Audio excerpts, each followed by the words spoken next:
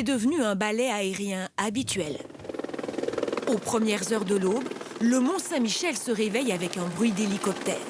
C'est le seul moyen d'acheminer des échafaudages au plus près de l'abbatiale. Ils ont été apportés ici par les airs. Ils repartent de la même manière. Comment les choses montent ici. On a 80 mètres de hauteur, donc il faut arriver là. Et donc c'est l'hélicoptère. Voilà, on n'a pas le choix. Ces rotations vont se multiplier dans les mois à venir, car le Mont Saint-Michel est en danger. L'abbaye a survécu aux guerres, aux incendies, aux tempêtes. Mais derrière la carte postale, prisée par 3 millions de touristes chaque année, une autre réalité. Ces murs sont en souffrance, des restaurations s'imposent d'urgence. Comme ici, sur le magnifique escalier de dentelle emprunté par Sylvain Michel, le conservateur. Avec l'érosion, on a le joint qui disparaît progressivement. Donc une ouverture avec l'eau qui peut pénétrer à l'intérieur de la pierre et des maçonneries. Donc à terme, ça peut chuter. Cette partie de l'abbatiale est interdite au public. Nous sommes sur la terrasse du haut. Les pinacles, les gargouilles, les arcs boutants sont rongés par de la mousse qui les fragilise. Il va falloir tout brosser et nettoyer. Au sol, de multiples fissures sont apparues. Il est prévu de les couvrir par une couverture en plomb.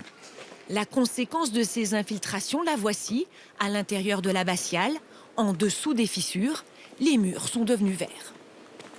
C'est un ensemble d'algues, de mousse qui captent leur eau ici, puisqu'il y a des circulations d'eau à travers les voûtes. Ça peut tomber si on n'y remédie pas. À l'extérieur aussi, il y a des risques. Des pierres menacent de tomber. Des cordistes ont été appelés en urgence. Tu peux m'envoyer la manille, s'il te plaît? C'est bon? Ouais. Ils vont devoir poser des filets sur les rochers pour les maintenir en attendant d'autres travaux de fond.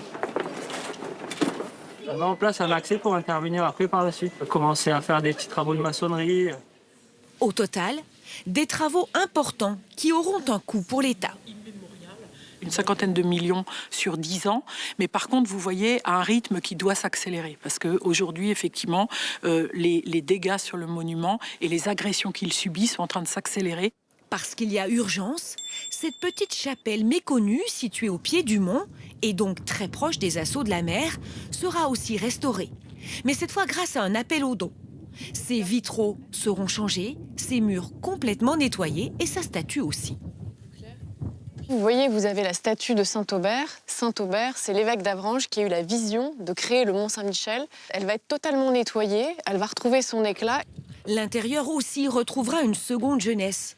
En tout, une collecte de 100 000 €, dont 70 000 déjà promis.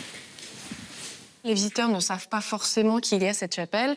Et l'intérêt de cette opération de restauration, c'est aussi de mettre la lumière sur cette chapelle du Mont Saint-Michel. Une première série de travaux a redonné de l'éclat à cette partie de l'abbaye baptisée la Merveille. Elle porte à nouveau très bien son nom, son clocheton a été refait. Au sommet de la flèche, l'archange Saint-Michel, redoré en 2016, compte bien gagner son combat contre l'usure du temps.